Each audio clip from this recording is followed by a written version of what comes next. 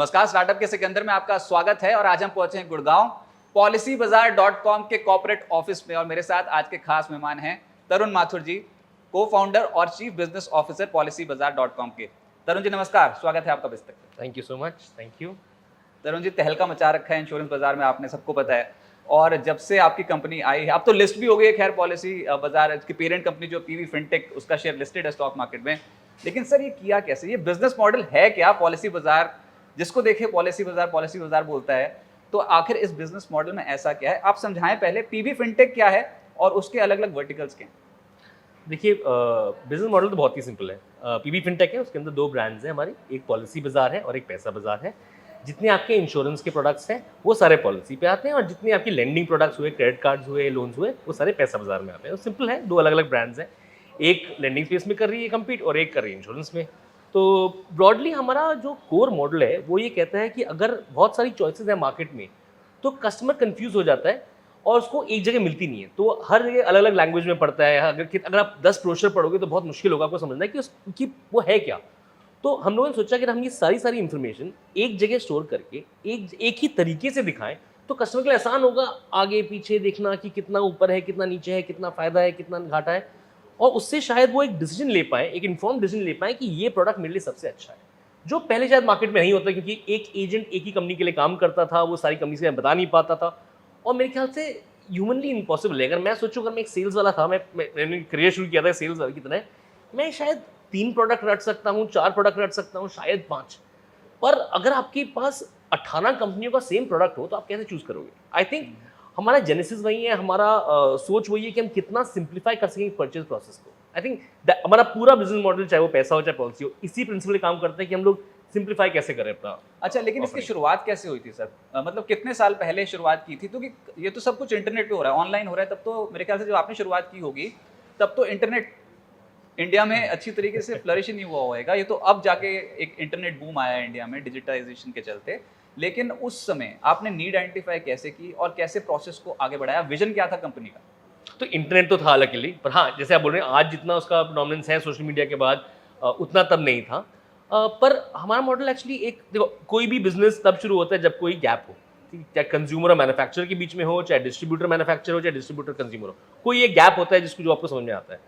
और हमें यही लगा था, और एक्चुअली एक इंसिडेंट है इसके पीछे। तो यशीश जो हमारे फाउंडर हैं, उन्होंने यशीश दहिया जी। हाँ, यशीश दहिया जी। तो उनके फादर का एक बिजनेस था, उसके अंदर कुछ टैंकर्स थे, उसमें एक एजेंट था। वो जो प्रीमियम बता रहा था और जो हमें समझ में आया था, उसमें ज़मीन आसमान का फ़र्क था। तो जब वो उन्होंने देखा तो हमने ये रियलाइज़ किया कि वो उसी एजेंट से पिछले 20 से 25 साल तक से खरीद रहे थे इंश्योरेंस, पर अब वो चूना लगा रहा था। तो होता क्या है, आफ्टर पॉइंट इन टाइम एक इंडिविजुअल एजेंट के लिए बहुत ज़रूरी होता है कि वो एक एग्जिस्टिंग सेट ऑफ कस्टमर से ही पैसे बनाए। तो अब अगर ऐसा है तो ये कंज्यूमर के लिए तो अच्छा नहीं है, राइट? इंश्योरेंस कंपनी कोई ओवरली प्रॉफिटेबल नहीं करना चाहती, बट इंश्योरेंस कंपनी की तब प्रॉब्लम क्या थी कि वो एक डिस्ट्रीब्यूटर लेड थे। अगर डिस्ट्रीब्यूटर वो एक कोई चीज़ 10,000 रुपये में बेचना चाहता है तो उसमें इंश्योरेंस कंपनी क्या करे? उसमें 10,000 में शायद 5,000 उनकी जेब में जा रहा है, 2,000 की उनकी जेब में जा रहा हो, बाकी उनके पास ही बचता था, पर उससे उनका प्रॉफिट नहीं बन रहा था। तो शायद इंश्योरेंस कंपनी भी उतनी खुश नहीं थी और कंज्यूमर के लिए तो अच्छा हो नहीं रहा था। तो हमने सोचा कि हम इस नीड को ठीक करेंगे, कि हम बेस्ट इन क्लास प्रोडक्ट्स लेके जाएंगे कंज्यूमर के पास, हम उन्हें कंपेयर करेंगे। उन 10 प्रोडक्ट्स में से एक तो ऐसा प्रोडक्ट होगा जो कंज्यूमर के लायक होगा या कंज्यूमर के लिए अच्छा होगा। अब आप मोटर इंश्योरेंस देख लीजिए, अगर मैं आज अपनी कार की इंश्योरेंस भी देखता हूँ तो मुझे एक कंपनी 4,000 रुपये में देती है और एक ही कंपनी 14,000 में देती है, राइट? तो ऑब्वियसली अगर सारे कवरेजेस सेम हो तो मैं 4,000 में खरीदना चाहूँगा वही चीज़, राइट? ये कंपैरिजन नहीं था। हमें लगा कि इस कंपैरिजन से कंज्यूमर्स का फायदा होगा, कंज्यूमर्स हमारे पास बार बार आएंगे, क्योंकि हमारा ओवरऑल गोल ये नहीं था कि हम एक ही कंज्यूमर से पूरा प्रॉफिट खींच लें। हमारा ये ऑब्जेक्टिव था कि हम लोग कैसे कंज्यूमर्स के लिए इतना अच्छी सर्विस दें, इतनी अच्छी प्राइसिंग दें कि वो बार बार हमारे पास है और बार बार हमसे खरीदें। तो that was the whole objective. Sir, कितने कर्मचारी से स्टार्ट की थी? आज कितनी वर्कफोर्स हो गई कंपनी की? हम कुछ 17 से 20 लोग थे। 17 से 20 लोग? हाँ, जो एक साथ थे, और अब शायद हम कहीं 10 से 12,000 लोगों के बीच में एवरेज करते हैं। तो इतनी तगड़ी ग्रोथ स्टोरी है policybazaar.com की। अच्छा, अगर मेरे को पॉलिसी लेनी हो policybazaar.com से, तो हाउ कैन पॉलिसी बाजार हेल्प मी? मतलब मेरे को जाके वेबसाइट पे लॉग इन करना है और उसके बाद कॉल आएगी और वो कंपैरिजन करेंगे और मेरे को पॉलिसी चूज करने में हेल्प करेंगे? नहीं, इतना भी काम नहीं करना पड़ेगा आपको मेरे हिसाब से। आई थिंक डिपेंड करता है आप कौन सा प्रोडक्ट खरीद रहे हैं। हर प्रोडक्ट की कॉम्प्लेक्सिटी अलग होती है, हर प्रोडक्ट एक पर हर प्रोडक्ट का एक जिसको बोलते हैं एक पर्सोना होता है। तो जैसे if you look eight car insurance में सबसे इंपॉर्टेंट है ये समझना कि मेरी कवरेजेस क्या हैं और उन कवरेजेस पे मेरे को क्या बेस्ट प्राइस मिल सकता है, राइट।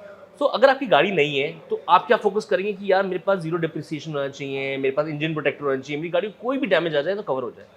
तो हम लोगों ने क्या किया है, हम लोगों ने बेसिकली सारी इंश्योरेंस कंपनी से अपनी इंटीग्रेशन कर रखी है। तो अगर आप हमारी वेबसाइट पे आएंगे, आप अपनी गाड़ी का नंबर डालिए, हम आपकी डिटेल्स फेच करके हम ये दिखाएंगे कि उन कवरेजेस जो आपको चाहिए उसमें से बेस्ट ऑफर्स क्या आते हैं। आप वो क्लिक करिए, आप और खरीद लीजिए। तो इट्स वेरी सिंपल, उसमें ज़्यादा प्रॉब्लम नहीं होती क्योंकि ज़्यादातर लोगों को समझ में आता है, सालों साल कार इंश्योरेंस खरीदते हैं। पर यहीं आप हेल्थ इंश्योरेंस लीजिए। हेल्थ इंश्योरेंस में हम बहुत सारा डेटा कलेक्ट करते हैं ये समझने के लिए कि आपकी हेल्थ कैसी है, आप कहाँ रहते हैं, आपके आसपास के अस्पताल कौन से हैं, सो आपके लिए बेस्ट क्या है। उस केस में हम लोग अपना जो बैकएंड पे जो हमारा एक इंजन चलता है वो ये चेक करता है कि सबसे कन्वीनियंट और सबसे ज़्यादा फुलफिलिंग कौन सी आपके लिए इंश्योरेंस पॉलिसी होगी। जैसे कि अब मेरी पैटर्न फैमिली आप में कैसे स्टडी करते हैं? बहुत ही इंटरेस्टिंग चीज़ है ये। अब मैं तो ये सोच रहा था कि मेरे को तो पॉलिसी चाहिए तो policybazaar.com पे लॉग इन करूँ और फिर पॉलिसी में कोई कॉल करेगा मेरे को, वो पॉलिसी के बारे में समझाएगा। लेकिन आप बोल रहे हो कि डेटा कलेक्ट भी करती है कंपनी और उसके बाद उसको स्टडी करती है, पैटर्न आइडेंटिफाई करती है और नीड आइडेंटिफाई करती है कि मेरे को किस तरीके की पॉलिसी ज़्यादा बेहतर सूट करेगी मेरे लिए। एब्सोल्युटली। मैं आपको एग्जांपल देता हूँ। मेरी फैमिली में 2 लोग हैं, मैं और मेरा भाई है। वो डायबिटिक है, मैं नहीं हूँ। नहीं, इंश्योरेंस हम दोनों को चाहिए, पर शायद जो कवरेज उसको चाहिए वो मेरे लिए ज़रूरत ही नहीं है, राइट। कोई डायबिटीज़ का प्लान हो तो मेरे लिए कोई ज़रूरत नहीं है, बट उसके लिए मेरे प्लान की कोई ज़रूरत नहीं है क्योंकि उसको तो भी डायबिटीज़ कवर करनी है, उसके जो कॉम्प्लिकेशन आते हैं। तो हम एक अपने फॉर्म में जब आप भरते हो इंश्योरेंस के लिए तो आप हम एक सिंपल प्रश्न पूछते हैं कि आपके पास कोई प्री एग्जिस्टिंग इलनेस है कि नहीं है, आपको डायबिटीज़ है तो आप वहीं बताइए। तो हम क्या करते हैं अपने बैक एंड पे जो जितने इंश्योरेंस का हमने रिजर्वर बना रखा है प्रोडक्ट्स का, उसमें देखते हैं कि कौन सा बेस्ट प्लान है जो डायबिटिक कस्टमर को कवर करता है। उसमें सिंपल चीज़ें होती हैं, राइट, बिकॉज डायबिटीज से हर चीज़ कॉम्प्लिकेट होती है। तो उसके अंदर ये देखना होता है कि कितने दिनों बाद कवर करेगा, कितना कवर करेगा, कोई सब लिमिट तो नहीं है, कोई प्रॉब्लम तो नहीं है प्लान में जिससे उनका या फिर डायबिटीज से और कौन सी ऐसी इलनेसेस आती हैं जो कि प्लान में ना हो। तो ये पीछे इंजन लगता है और उस इंजन के बेसिस पे जो रिजल्ट्स आते हैं हमारा टेलीफोन आपको फ़ोन करेगा, समझाएगा कि उस प्रोडक्ट को क्यों लेना चाहिए। पर जितनी इंटेलिजेंस है वो हमने बैकएंड में बना रखी है। हम ये भी देखते हैं कि अगर पिछले 10,000 कस्टमर्स थे, उनमें से अगर 5,000 डायबिटिक थे, उन 5,000 लोगों ने फाइनली इतनी सिलेक्शन के बाद, इतनी स्टडी के बाद कौन सा प्लान एक्चुअली खरीदा। तो उससे एक आपको हमें भी समझ में आ जाता है कि कस्टमर को कौन सा प्लान सूट करता है। हम क्लेम्स में देखते हैं कि कितनी प्रॉब्लम हुई थी, कितनी आराम से क्लेम मिल गया, 90 दिन के अंदर कितने क्लेम्स क्लियर हो जाते हैं और हम उसको फॉलो करते हैं। तो then we are able to give a good assessment to a customer कि कौन सा प्रोडक्ट सबसे ज़्यादा आपको सूट करेगा और सबसे ज़्यादा आप किससे साथ खुश रहेंगे। क्योंकि हमारे लिए क्या ज़रूरी है कि कस्टमर हमारे पास एक ही बार नहीं सालों साल आए अपनी हर इंश्योरेंस नीड के लिए। तो हमें उसे फर्स्ट टाइम राइट करना बहुत ज़रूरी होता है। एंड आई थिंक यही इंटेलिजेंस बिल्ड कर करके हम लोग एक रिकमेंडेशन इंजन बना पाए हैं जो I think in my view is best in class today. तो फिर सर आपने तो ये देश का सबसे बड़ा ऑनलाइन प्लेटफॉर्म बना दिया और आपने शुरुआत की थी। अब तो बहुत सारे प्लेयर्स आगे होंगे इस मार्केट में, तो कंपटीशन भी इंटेंसिफाई होता चला जा रहा है। कुछ चैलेंजेस फेस कर रहे हो इस बिजनेस में? सी, जब कंपटीशन आता है respectfully they focus more on कि हम अपना बिजनेस कैसे बनाएं। और हमसे कोई भी सवाल पूछता है कि आप क्या करेंगे, कितना करेंगे, कितनी ग्रोथ करेंगे, उसका कोई एक्चुअल जवाब नहीं है। सी, द आंसर इज आप अपनी प्रोडक्ट में कितना ज़्यादा इन्वेस्ट करना चाहते हैं, आप कितनी इंटेलिजेंस सामने लाना चाहते हैं, आप कितना कस्टमर की हेल्प करना चाहते हैं। जैसे अब हमारा फोकस है कि हम अपनी कस्टमर सर्विस और अपनी क्लेम्स को कैसे बढ़ावा दें। अब जब कोई कंपटीशन आता है, अगर वो नंबर बढ़ाने में लगा हुआ है, मार्केटिंग में लगा हुआ है, देखिए आप मार्केटिंग में थोड़े से पैसे खर्च करेंगे, कस्टमर आएंगे वेबसाइट पे वो खरीद लेंगे, पर उससे अगर आपका बिजनेस सस्टेन नहीं हो सकता, उसको सस्टेन करने के लिए उसी कस्टमर को आपके पास हर साल आना पड़ेगा, वो रिन्यूअल आने पड़ेंगे, तब वो आएगा। वो आपके पास क्यों आएगा? हाँ, या तो कैसे आता है सर कस्टमर बार बार एक ही जगह पे वापस क्यों आता है कस्टमर? क्योंकि उसको सर्विस अच्छी मिली, उसकी क्लेम अच्छी मिली, इसमें कोई शक नहीं थी। इंश्योरेंस कोई ऐसा प्रोडक्ट नहीं है, वो बहुत कूल प्रोडक्ट भी नहीं है, राइट। जैसे टीवी है, मैं आपके 10 चीजें कर बात कर सकते हैं कि भाई क्लैरिटी कितनी अच्छी है, पिच करना पड़ता है। बिल्कुल सही। नहीं, टीवी में इंटरेस्टिंग भी है ना, तो आपको मजा भी आता है सीखने में कि भाई कितनी क्लैरिटी कितनी है, उसका वॉल्यूम कैसा है। पर इंश्योरेंस क्या है, एक प्रॉमिस है। तो या तो वो प्रॉमिस फुलफिल होता है या नहीं होता है। हमारा काम ये है ये देखना कि भाई कौन सी प्रॉमिसेस हम उस कस्टमर को दे सकते हैं जो हम निभा सकें, राइट। या कि इंश्योरेंस कंपनी निभा सके, जो अगर हम बेच रहे हैं तो हम इंश्योरेंस कंपनी का प्रोडक्ट बेच रहे हैं। तो अगर मैंने डायबिटिक कस्टमर को एक नॉन डायबिटिक का प्लान बेच दिया तो मैं गलती कर रहा हूँ। क्या ये इंटेलिजेंस किसी और के पास है? नहीं। क्या वो बना सकते हैं? हाँ, बट फोकस की बात होती है। अगर लोग फोकस करेंगे क्लेम्स पे और डेटा पे और प्रोडक्ट्स पे, तो वो जीत सकते हैं। तो हमारे पास कंपटीशन आता रहता है, हर साल कोई नया आता है। अच्छा है हमारे लिए, मार्केट भरता है, बट आई थिंक सबसे इंपॉर्टेंट और शायद एडवाइस है कंपटीशन के लिए, they should focus on the product and they should focus on the claim story, that at least that what we are trying to do now. अच्छा, पर जो डेटा है कस्टमर्स का, वो उसकी सिक्योरिटी के लिए आप क्या कुछ स्टेप्स उठा रहे हो अपनी कंपनी में? और ये आप आर्टिफिशियल इंटेलिजेंस का क्या भरपूर यूज़ कर रहे हो इस बिजनेस मॉडल? सी मैं पहले पहले क्वेश्चन का आंसर देता हूँ। डेटा सिक्योरिटी पॉलिसी बाजार में हमारे को by regulation also and by our own thinking and our own ethics, आपका डेटा हमारे से बाहर नहीं जाता। हम किसी और एजेंसी को हायर नहीं करते, हम सब कुछ इन हाउस करते हैं। हमारी सारी एनालिटिक्स टीम्स, हमारी सारी MIS टीम्स सब इन हाउस बैठते हैं। तो हमारा कोई डेटा बाहर नहीं जाता किसी भी प्लेटफॉर्म पे या किसी वेबसाइट पे जो एडवर्टाइज करता हो। तो आपको पॉलिसी बाजार पे एडवर्टाइजमेंट भी दिखेगा for the same reason, right? And वो डेटा हम लोग यूज़ करते हैं कस्टमर की बेनिफिट के लिए, और कस्टमर का पर्सनल डेटा यूज़ नहीं करते। हम लोग क्या यूज़ करते हैं डेटा कि भाई कौन किस सिटी से आता है, वहाँ पे कितने हॉस्पिटल्स हैं, वो रिकमेंड करना, राइट? कौन सा उसकी एरिया में है। तो ये कस्टमर का पर्सनल डेटा, हम कोई एड्रेस बाहर नहीं दे रहे, हम तो उसके रिकमेंडेशन के लिए यूज़ करते हैं, राइट? सो हम लोग AI का यूज़ इन चीज़ों के लिए करते हैं जो कस्टमर के लिए बेनिफिशियल हो, राइट? तो अगर मैं ये देखना चाहता हूँ कि पिछले 5000 डायबिटिक कस्टमर ने कौन सा प्रोडक्ट खरीदा है, जो मैंने आपको उदाहरण दिया था, वो उस केस में हम लोग AI यूज़ करते हैं। या फिर मैं ये देखता हूँ कि ये जो कस्टमर है, जिसने और कौन से प्रोडक्ट्स खरीद रखे हैं, और उसके बेसिस पे उनके लिए कौन सी कंपनी बेनिफिशियल होगी, वो AI यूज़ करते हैं। हम ये यूज़ करते हैं कि कोई फ्रॉड कस्टमर इंश्योरेंस कंपनी से ऐसा प्रोडक्ट ना खरीदे जिससे कल को वो फ्रॉडलेंट या कुछ भी ऐसा अटेम्प्ट करे जिससे इंश्योरेंस कंपनी के साथ कुछ गलत हो। तो फ्रॉड कंट्रोल के लिए हम AI बहुत एक्सटेंसिवली यूज़ करते हैं, क्योंकि आप सुनेंगे इंश्योरेंस में बहुत फ्रॉड की नॉलेज आती है।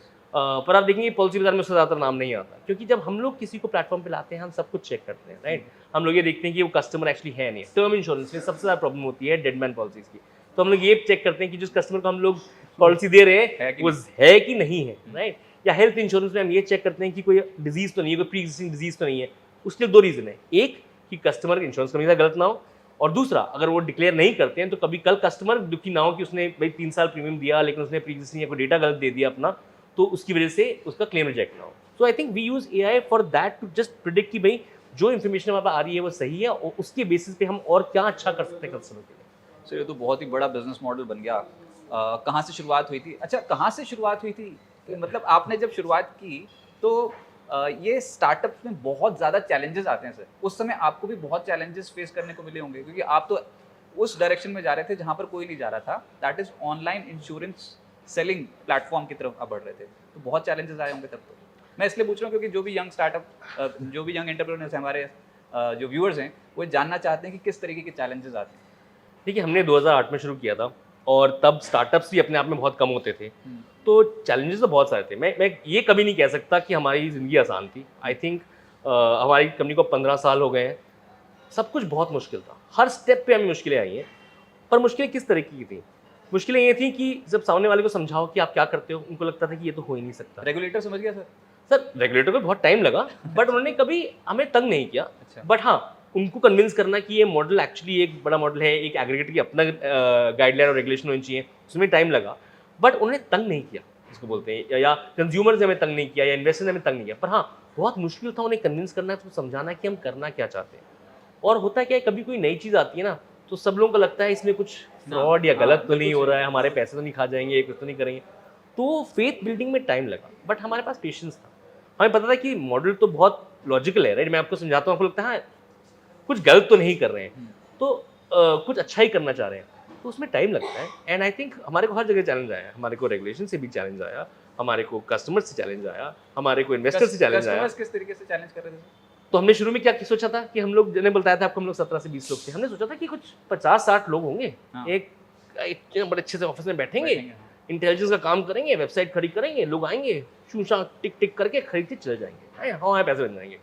और चेन रिएक्शन हो गई, वो नहीं सोचा था कि हाँ। चेन रिएक्शन अगर हो गया। नहीं, हमने सोचा कि ऐसा होगा, ऐसा कभी हुआ नहीं। तो हम लोगों ने वेबसाइट बनाई, प्रोडक्ट उसमें डाले, लोग आते थे, देखते थे और चले जाते थे। अच्छा। जिसको आप आज बोलते हैं ना रोपो, रिसर्च ऑनलाइन परचेज ऑफलाइन, तो सारा प्रोडक्ट यहाँ समझ के अपने एजेंट के पास जाकर खरीद लेते थे। Very good. मैंने कहा ये तो हमारा तो प्रॉब्लम हो जाएगी, हमने तो रिसर्च कर थोड़ा बनाई थी वेबसाइट, हमने तो वेबसाइट बनाई थी कि लोग आके खरीदे, इनका फायदा हो। तो आई थिंक वो जर्नी, वहाँ पे जब हमने ये रियलाइज़ किया कि ये इतना आसान नहीं है, इसी लेके आज तक हमें ये रियलाइज़ हो गया कि हम लोगों को बहुत मेहनत करनी पड़ेगी। तुम्हें CEO बहुत अच्छी बात बोलते हैं, कहते हैं हेड डाउन चॉप वुड। तो that has been our theory for the last 15 years. हम लोगों को हर चीज़ में इन डेप्थ घुसना पड़ता है। इंश्योरेंस एक बहुत कॉम्प्लेक्स प्रोडक्ट भी है और सिंपल प्रोडक्ट भी है, दोनों एक ही साथ, क्योंकि उसकी कॉम्प्लेक्सिटी आती है रिस्क मैनेजमेंट में और उसकी सिंप्लिसिटी आती है कस्टमर की, तो वो एक ही चीज़ देता है कि आप एक छोटा प्रीमियम दीजिए, आपको क्लेम के टाइम में फाइनेंशियल हेल्प मिलेगी। तो लॉजिकली बहुत सिंपल है, बट प्रोडक्ट में बहुत कॉम्प्लेक्सिटी है। अब हम लोग डॉक्टर नहीं है, लेकिन हमें हेल्थ इंश्योरेंस की हर बीमारी को समझना ज़रूरी होता है। हम लोग मैकेनिक नहीं है, लेकिन गाड़ी में क्या गलत होता है हमें समझना बहुत ज़रूरी होता है। सो ये सब जो इन डेप्थ नॉलेज होती है, ये ओवर टाइम आती है। वो आपको पढ़ाई ज़्यादा करनी पड़ती है। अगर आप दो लोग साथ बैठे हो और एक सामने साइड में डॉक्टर है वो जो समझा रहा है, आपको भी वही नॉलेज पार्टेक करने में टाइम लगता है, right? So I think from that perspective हमें बहुत मेहनत करनी पड़ी। तो लोगों ने समझने शुरू किया कि नहीं ये सिर्फ रिसर्च की वेबसाइट नहीं है, they are providing a value added service, तो उन्होंने फिर धीरे धीरे अडॉप्ट करना शुरू किया। एब्सोल्युटली, पर हमारे को भी कोई वैल्यू देनी थी, तो आई थिंक हमें भी अपना होमवर्क करना पड़ा कि अच्छा कस्टमर्स क्या ढूंढ रहे हैं। तो जब मैं बताया था कि अगर कोई 10,000 की चीज़ है वो 4,000 में मिल रही हो, तो फिर कस्टमर खरीदेगा, क्योंकि जब वो 4,000 का कोट लेके जाता था अपने एजेंट के पास, एजेंट कहता मैं नहीं दे सकता, तो वापस आते तो खरीदते थे। वो धीरे धीरे अब एस्टैब्लिश हो गया। देखिए आज तकरीबन 97% टाइम हम सबसे सस्ती कार इंश्योरेंस देते हैं, सबसे अच्छी कंपनियों से। क्लेम हमारा सबसे अच्छा चलता है, हमारी अपनी डेडिकेटेड टीम है जो हेल्प करती है। नहीं तो आप ये हैंड होल्डिंग करते हो क्लेम के समय तक? एब्सोल्युटली। अच्छा, क्लेम के समय तक आप हैंड होल्डिंग करते हो कि ऐसे नहीं कि आपने एक बार पॉलिसी भेज दी तो बस हो गया? काश इतना आसान होता, पर कस्टमर मेरे को वापस लगा नहीं कि वो आएगा। कंपनी करती है ना, फिर तो वो कंपनी के पास नहीं चलेगा। एब्सोल्युटली, ये रिस्पॉन्सिबिलिटी इंश्योरेंस कंपनी की है, वो बहुत हैंडल करते हैं, पर हम जितना हो सके हम मदद करते हैं। सी इंश्योरेंस कंपनी की भी कुछ लिमिटेशन होती है, राइट? और डिजिटल में अगर कस्टमर ने डिजिटली खरीदा है, वो चाहता है कि भाई उसका क्लेम भी डिजिटली प्रोसेस हो। हाँ। तो हम लोग उस वे में बहुत हेल्प करते हैं कस्टमर्स की कि यार आपको कुछ भी चाहिए आप हमें फ़ोन कर लीजिए। हमारे पास अगर 100 फ़ोन आते हैं, उसमें से 50 क्लेम्स के लिए, तो 50 सिर्फ जानना चाहते हैं कि ये मैं अपनी क्लेम कहाँ लेके आऊँ। बहुत सिंपल सी चीज़ है। अच्छा। तो अब उसके लिए हम कोशिश करते हैं कि आसानी से वो डेटा कस्टमर को मिल जाए, राइट? और it's not very complex, but insurance company के पास भी करते हैं, हमारे पास भी करते हैं। बट अगर कस्टमर को 2-3 एवेन्यूज मिल जाए तो वो भी थोड़ा सा काम रहता है कि Satisfied अच्छा रहता है। ठीक है, अगर इंश्योरेंस कंपनी ने फ़ोन नहीं उठाया तो पॉलिसी वाला उठा लेगा। तो वो एक मेरे ख्याल से कस्टमर को ज़रूरत भी होती है। At the time of claim ना आप बहुत टेंस होती हो, आपको समझ में नहीं आ रहा होता कि भाई क्या होने वाला है क्या नहीं होने वाला। हेल्थ इंश्योरेंस में मैंने देखा है कि एटलीस्ट पॉलिसी बाजार कस्टमर बहुत अच्छा बोलते हैं। क्यों बोलते हैं? क्योंकि सबसे ज़्यादा टेंशन होती है कि जो आपका कोई भी फैमिली मेम्बर अगर हॉस्पिटल में है, उसकी ट्रीटमेंट ठीक से हो रही है नहीं हो रही है, और उसके पीछे एक डर होता है कि यार ट्रीटमेंट तो हो जाएगी, अगर बहुत ज़्यादा बिल आ गया तो क्या होने वाला है, अगर मैं इंश्योरेंस कंपनी रिजेक्ट कर दी तो क्या होगा। तो हम लोग कस्टमर का हैंड होल्ड करते हैं देखने के लिए कि कोई ऐसी चीज़ तो नहीं है जो वो गलत कर रहा हो। एक सिंपल एग्जांपल देता हूँ, अगर आपकी हेल्थ इंश्योरेंस पॉलिसी में लिखा है कि आप एक सिंगल प्राइवेट रूम ले सकते हैं, और अगर दूसरी की इंश्योरेंस पॉलिसी में लिखा है कि ट्विन शेयरिंग है, अगर ट्विन शेयरिंग वाले ने अगर एक स्वीट या अपना सिंगल प्राइवेट रूम ले लिया, तो उनका वो चार्ज इंश्योरेंस कंपनी पे नहीं करती। एक और प्रॉब्लम होती है, अगर आप हॉस्पिटल जाएं तो आपके कमरे के हिसाब से आपकी बिलिंग होती है। तो सपोज आप आंख का ऑपरेशन कराने गए हैं और आंख के ऑपरेशन का कॉस्ट लेट्स से 50,000 रुपये, अगर आप स्वीट में कराएंगे तो उसका कॉस्ट 75,000 हो जाएगा, अगर आप ट्विन शेयरिंग में कराएंगे तो उसका कॉस्ट 40,000 हो जाएगा। हम लोग गाइड करते हैं कस्टमर्स को, देखिए आपकी पॉलिसी में कवरेज ये है जो हमने आपको बताया था, आप तो अगर आप हॉस्पिटल जाएंगे तो प्लीज़ एक ट्विन शेयरिंग रूम ही लीजिएगा, अगर आप एक सिंगल प्राइवेट रूम में जाएंगे तो आपको अपनी जेब से पैसे देने पड़ेंगे। तो ये सिंपल एडवाइस से कस्टमर भी अब काम हो जाता है कि ठीक है, अगर मैं ये करूँगा तो मेरे को पैसे मिल जाएंगे और ये नहीं करूँगा तो वो तो समझ में आ गया, क्योंकि अगर कस्टमर को ट्रस्ट ना होता तो इतनी बड़ी कंपनी बनाना इतने छोटे पीरियड ऑफ टाइम में it is not that easy. और आपने जैसे बोला कि 12,000 के करीब वर्कफोर्स आ गई है, तो फिर वो तो खैर कमाल ही हो गया, जादू ही हो गया। लेकिन सर आपने एक और बात कही थी कि फंडिंग जुटाने में भी स्टार्टअप्स को बहुत दिक्कत आती है। किस तरीके की दिक्कतें आई आप? कब जुटाई थी पहली फंडिंग? हमें 2008 में हमने सबसे पहली फंडिंग उठाई थी इन्फोएज से, बट हमारा चैलेंज कुछ और था। सी हम एक ऐसी स्टोरी लेके जा रहे थे जो इंडिया में पहले हुई नहीं थी। ऐसा नहीं कि तब लोगों ने वेबसाइट नहीं रही थी, इंश्योरेंस नहीं बेच रहे थे, बट जिस स्केल पे हम करना चाहते थे उसमें लोगों को फेथ नहीं था। इंश्योरेंस कंपनीज को भी लगता था कि यार इतना कॉम्प्लेक्स प्रोडक्ट है इंश्योरेंस, इतना लॉजिकल प्रोडक्ट है, हम लोग इतने साल से कोशिश कर रहे हैं, तो ये डिजिटली कोई कस्टमर अपने आप समझ पाएगा नहीं समझ पाएगा। तो लोगों को कन्विंस करने में बहुत दिक्कत होती थी, और इन्वेस्टर्स को भी, क्योंकि ये नई चीज़ थी, एक इंश्योरेंस जैसे कॉम्प्लेक्स एरिया में जा रही है, तो उनको भी लगता था कि यार कितना कितना प्रॉमिस है इनमें। But I think from A investors perspective कुछ चीज़ें होती है जो काम करती हैं। एक कि भाई हम लोग पहले भी इंटरनेट इंडस्ट्री से ही थे, तो हमें इंटरनेट समझ में आता था, हमें कंपैरिजन समझ में आता था, शायद उन लोगों में इन्वेस्ट कर लिया था उस टाइम पे, एक बिजनेस में समझ कर लिया था। बट मुझे लगता है कि वो अगर आप इन्वेस्टर्स के पीछे जा रहे हैं तो इवैल्यूएशन के पीछे मत जाइए। आप ये देखिए कि आपका कॉन्सेप्ट उनको कितना पसंद आता है, उनको आप में कितनी प्रॉमिस नज़र आती है। आई थिंक क्योंकि जो आप इन्वेस्टर्स लेके आते हो जो शॉर्ट टर्म होते हैं वो तो सिर्फ आपकी वैल्यूएशन देखेंगे, पर जो लॉन्ग टर्म इन्वेस्टर्स होते हैं वो ये देखते हैं कि आप आज 12 लोग से 12,000 जा पाओगे नहीं जा पाओगे। I think that is the challenge is to find those investors. और शायद हमारी लक अच्छी थी, हमें 2008 और में वो मिल गया। को फाउंडर्स के बीच में तालमेल कितने लोगों ने एस्टैब्लिश की थी कंपनी? जैसे मैंने कहा था हम लोग तकरीबन 17 लोग थे साथ में, हम लोग सारे ही को फाउंडर्स हैं, तो 17 को फाउंडर्स। तो हमारे तालमेल तो अच्छा था ही। हम लोगों ने बहुत लोगों ने पहले भी अलग अलग कंपनी में साथ काम कर रखा था, तो आई थिंक तालमेल का हमें कभी इशू नहीं हुआ, कोई लड़ाइयाँ नहीं हुई। हमारी लड़ाइयाँ बहुत लॉजिकल चीज़ों पे होती थी। अच्छा। कभी ये नहीं हुआ कि किसी ने ज़्यादा किया किसी ने कम किया, सबको अपना रोल पता था। मेरे ख्याल से वो उससे स्पीड बढ़ जाती है अगर सबको पता हो कि भाई अगर रिले रेस है या फिर अगर आप अलग अलग इवेंट्स में हो, अगर आप सिर्फ अपने एरिया पे ध्यान दे रहे हो उसमें दौड़ रहे हो। क्योंकि देखिए इसको बोलते हैं ना, उस टाइम पे कदा ऑप्शन तो थे नहीं। हम लोग को जो करना था हमें ये बस यही एक काम था, हमारा यही एक नौकरी थी। और हमारे कुछ हम चाहते थे कुछ अच्छा बनाए, कुछ कंज्यूमर फेसिंग कोई ऐसी ब्रांड बनाए जिसके जो आज से 100 साल तक चले, राइट। तो उसमें हमारे में बहुत आसान था कि हमें ये पता था कि हमें इंडिविजुअली क्या करना है। तो अगर मेरा काम था मार्केटिंग करने का तो मैं सिर्फ मार्केटिंग पे ध्यान देता था। मैं ये नहीं देखा था कि फाइनेंस में क्या चल रहा है। फाइनेंस में कोई था वो सिर्फ फाइनेंस पे ध्यान दे रहा था, या फिर कोई अगर बिजनेस में है उसको इंश्योरेंस कंपनी से काम करना तो वो सिर्फ उस पर ध्यान देता। आई थिंक वो तालमेल हमारा काफ़ी अच्छा होता। अच्छा, पर ग्रोथ ये बहुत इंपॉर्टेंट है किसी भी कंपनी के लिए। तो कितनी ग्रोथ आप एक्सपेक्ट कर रहे हो अगले 3 से 4 साल में? हम कहाँ पर देखेंगे पॉलिसी बाजार को? क्योंकि सर अब तो आप लिस्टेड हो, सॉलिड मार्केट कैप वाली कंपनी, मेरे ख्याल से 35,000 करोड़ के आसपास का मार्केट कैप एंजॉय करती है। तो अभी ग्रोथ कितनी आप एक्सपेक्ट कर रहे हो नेक्स्ट 3 to 4 ईयर्स में? सी नंबर्स वगैरह साइड, आई थिंक हमारा एक प्लान है जिस प्लान पे हम 2008 में ही चल पड़े थे। We will try and go as per that plan. What is our plan? Our plan is can we actually be the place of choice for every middle class consumer. So अगर आप पूछो कि हम लोग अगले 4 साल में कहाँ जाएंगे, ये तो मेरे को पता ही नहीं है शायद, राइट। तो मुझे इतना पता है कि हमें हर साल हर कंज्यूमर के लिए प्रोडक्ट की साइड से और क्लेम्स और सर्विस की साइड से we have to become the best. So when it comes to the benchmark, we want to be the benchmark for everything related to sales, service and claims, and our brand should be perceived as कि भाई अगर आपने policy बाजार खरीदा है या आप policy बाजार जा रहे हो तो आपको बेस्ट प्रोडक्ट मिलेगा, आपको बेस्ट सर्विस मिलेगी और आपको क्लेम में कोई दिक्कत नहीं होगी। आई थिंक अगर हमने ये ब्रांड बना ली तो ग्रोथ आ जाएगी। ग्रोथ में कोई चैलेंज नहीं है। हम बहुत बड़ी कंट्री है, राइट। हमारे पास हर जगह लोग हैं। क्वांटिफाई नहीं करोगे आप, पर कितना ये कितनी टेरिटरीज में है, कितने ज्योग्राफीज में आप पहुंच चुके हो अब? सी हम लोग if you look at geographically, see internet का ये फ़ायदा है कि आज कोई ऐसा स्टेट नहीं है जहाँ पे हम लोग नहीं हो। अगर आप फिजिकल प्रेजेंस की बात करेंगे तो हम लोगों ने शुरू किया था कुछ 10 जगह से, कभी कुछ 60 जगह में आ गए हैं। वो बढ़ते रहेंगे जैसे जैसे कस्टमर की नीड बढ़ती जाएगी, राइट। कि हम लोग चाहते हैं कि अगर कोई कस्टमर को फिजिकल सपोर्ट चाहिए तो हम वहाँ हों। आज हम लोग हेल्थ इंश्योरेंस में बोलते ही हैं कि भाई अगर कोई कस्टमर को ज़रूरत है तो हम 30 मिनट में आपके पास पहुँच जाएंगे, राइट। पिज्जा नहीं आएगा लेकिन हम पहुंच जाएंगे। नहीं, right? इंडिया में कि किसी और कंट्री में भी? हम सिर्फ इंडिया में हैं। हम इंडिया में फोकस करना चाहते हैं। हमारे पास दुबई में भी एक सेंटर है, वो भी बढ़ रहा है। पर इस वक्त हमारा फोकस है कि हम जहाँ हैं, दुबई में हैं और इंडिया में, हम वहीं पे सबसे ज़्यादा रिनाउंड ब्रांड हो इंश्योरेंस के लिए। That's the objective. नहीं तो भविष्य में किसी और कंट्री के बारे में सोचा नहीं अभी?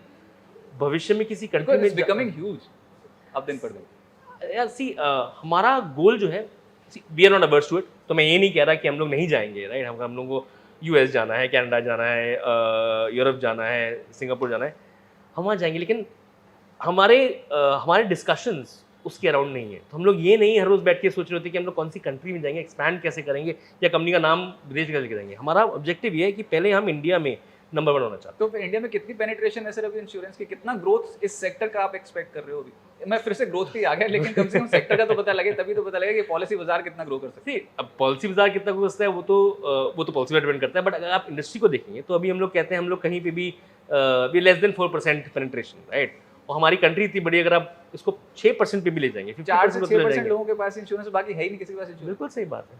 तो वही मैं कह रहा हूँ, अब आप यही सोचो ना, अगर है ही इतने लोगों के पास, तो अगर यहाँ पे कौन सा insurance? Health insurance, life insurance, auto insurance? मैं सारे इंश्योरेंस, मैं तो कह रहा हूँ जनरल इंश्योरेंस का है, ठीक है। लाइफ इंश्योरेंस में साइड रखते हैं। अगर जनरल इंश्योरेंस का आप देखेंगे कवरेज तो वो लेस देन 4% है। बट हाँ, जितनी आप पॉपुलेशन देखते हो, अगर आप कार इंश्योरेंस देखते हो, टू व्हीलर इंश्योरेंस देखते हो, उसका फिर आपका एक मार्केट भी कम हो जाता है। बट इतना छोटा भी नहीं। अब हेल्थ इंश्योरेंस है 50,000 करोड़, 60,000 करोड़ का मार्केट है, राइट। तो अब ये कम से कम मेरे ख्याल से ये जाएगा करीबन 2-3 लाख करोड़ पे जाएगा, राइट? बहुत जल्दी जाएगा, जाना ही पड़ेगा, because health care is becoming a problem, right? And what we have to do is just innovate better. हम लोग को ज़्यादा अच्छे प्रोडक्ट्स पे काम करना पड़ेगा, हम अपनी सर्विस, जब मैं आपको बताया था, सर्विस में काम करना पड़ेगा, क्लेम से काम करना पड़ेगा, ताकि जितनी जो आगे ग्रोथ आ रही है उसमें हम सबसे आगे चलें। तो आप खुद ही सोच लीजिए कि अगर ये इंडस्ट्री 2x ग्रो करती है अगले 3 साल में, तो उस लॉजिक से हम लोग कम से कम 2.5x 3x पे होना चाहिए। तो और ट्रेडिशनल पेयर से ऑनलाइन बिजनेस मॉडल ज्यादा तेजी से ग्रो करेगा। वो एब्सोल्युटली, क्योंकि आजकल कंज्यूमर सब कुछ इंटरनेट पे कर रहे हैं, राइट? आपके क्वेश्चंस आपके फोन पे हैं। अगर 10 साल पहले मिले होते शायद आपने एक पेपर रखा होता, right? So we are moving digital, we find it easy. आज सबकी जेब में सिर्फ एक मोबाइल फोन ही रह गया है। So I think that is helping us, the mobile adoption is helping us, the different avenues, how apps are working is helping us, and as long as we stay abreast with that technology, हम लोग भी उसी में अगर InvIT करते रहे, तो I think we should grow faster than the industry. Right sir, last में यंग एंटरप्रेन्योर्स को आपका क्या मैसेज होगा? क्या मैसेज देना चाहेंगे जो अपना खुद का कारोबार शुरू करना चाहते हैं उन लोगों को? देखिए, I think I am nobody to give advice, मैं तो 15 साल से एक ही कंपनी में हूँ, शायद हाँ ये बोले कि शायद शुरू से यही था। बट आई थिंक एंटरप्रेन्योर्स की सबसे बड़े चैलेंज होता है कि वो लोग बहुत ज़्यादा एडवाइस लेते हैं। मुझे लगता है अगर आप 20 लोगों से एडवाइस लेंगे, 10 बोलेंगे हाँ और 10 बोलेंगे ना। आई थिंक नहीं ना ज़्यादा बोलते हैं सर। हाँ, मैं तो फिर भी अच्छी बात बोलना चाहता हूँ, ठीक है? हम टीवी पे रखा हुआ है तो कुछ तो अच्छा बोलना चाहिए। But I think you should focus on कि आप क्यों जीतोगे। अगर आपके पास एक क्वेश्चन का आंसर है कि आप क्यों जीतोगे, तो आप जीत ही जाओगे। और अगर आपका आंसर नहीं है तो वेट करो। पर अगर आपका आंसर है, अगर आपको लगता है कि आप जो आप करने वाले हो उसमें आप एक्सपर्ट हो, उसमें आपसे अच्छा कोई नहीं हो सकता, या फिर आप आगे जाके सबसे अच्छे बन सकते हो, तो यू शुड स्टार्ट अप। और उसके बाद किसी की सुनो मत, क्योंकि 10 लोगों की सुनोगे तो आपसे नेगेटिविटी आएगी। और मेरे ख्याल से one thing that is required for anybody who starting up is the feeling of positivity. अगर आप में वो कॉन्फिडेंस नहीं है, वो पॉजिटिविटी नहीं है, तो बहुत मुश्किल होगी। बाकी इसी हर्डल्स आएंगे। If you have the confidence that you are the best, one step after the other, I guess. तो फिर कन्विक्शन और कॉन्फिडेंस एब्सोल्युटली ये कुंजी है। अगर आपको कोई स्टार्टअप शुरू करना है या फिर किसी भी बिजनेस में उतरना है, तो ये 2 चीज़ें आपके पास जरूर होनी चाहिए। बहुत शुक्रिया सर, मजा आ गया आपसे बात करके। बहुत बहुत शुक्रिया बिस्तर को अपना समय देने के लिए। Thank you so much. Thank you.